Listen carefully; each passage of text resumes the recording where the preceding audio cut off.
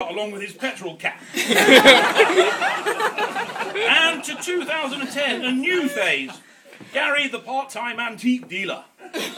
Local economists are uncertain how this will progress, for the business model where one buys and buys and buys and buys and selling is only done under protest or Sarah has not yet been studied.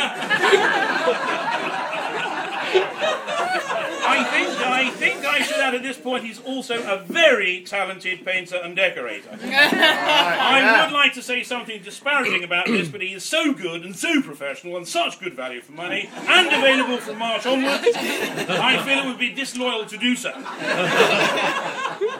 And if I can go back to me just for a moment, one of my pledges as mayor is to rid the capital of the wretched, slow, meandering, bendy buses and bring back the iconic route master.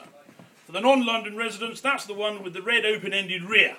I mean the red one open at the rear, that you can leap on and off without paying. They were only done away with, incidentally, because health and safety executives decreed them unsafe for careless people to use. Well, ladies and gentlemen, if in 2010 you can't fall off a bus without permission, it's a pretty sad state of affairs. So I can promise that by the London Olympics in 2012, the city populace will once again be swallow diving out of the back of route masters with impunity. Now, every city in 2010 has to have a corporate identity or logo or mission statement. Marketing gurus insist this is so important. A city simply can't flourish without one. London is no exception. Does anyone here know what London's logo is? No. Well, that's £500,000 very well spent. It's simply London, with the O and the N in capital letters. London. London. London. London. I've taken the trouble to look up a few snappy slogans, so let's see if they work. Does anybody here come from Eastbourne? No. The retirement capital of England. Well, theirs is C, S-E-A, C, Eastbourne, and die. Is anybody here from Shagford?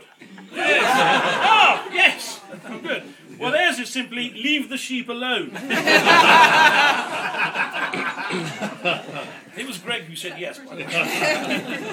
Even the Summerfield Superstore in Sonning Common has a mission statement that can be seen above a photo of the 6'11" checkout girl, which simply reads, "You don't have to be inbred to work here, but it helps." Now, our delightful hostess Sarah, who unfortunately is too shy to say a few words, has asked me to speak on her behalf. Oh, no. Firstly, if during the course of the evening you see any fixtures and fittings that take your fancy, they are all for sale. Including Gary. I'm joking about the house contents, though. Secondly, she thanks you all for coming, and for the kindness shown by those who have helped prepare food and donated their time and resources in other ways. So, yes, in resources in other ways. So, a huge thank you to Lizzie Wotherspoon, the bread and cupcake queen, which you haven't yet discovered, but they are in the dining room, awaiting your delectation. Charlotte Tompkins, who managed to hide some food from Boffo and smuggle it over. To Bev and Mark, who were very generous. Vicky and Yurek also very generous, and other people who I've forgotten, but I know they've been very generous too. On that earlier point, thirdly, cheese and biscuits are available in the dining room after this interlude. And finally, and I'm not sure why she wants me to say this, but she wants me to tell Gary that he is far and away the best lover she has ever had. And that's not only since she's been married, but ever. He has introduced her to advanced sexual techniques unknown even in her bachelor days in Fulham, ladies and gentlemen, which is saying something.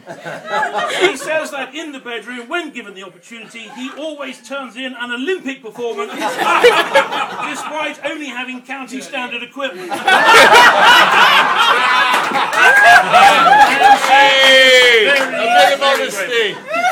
And that's it, ladies and gentlemen. All I wish to do now is to propose a toast to our hostess.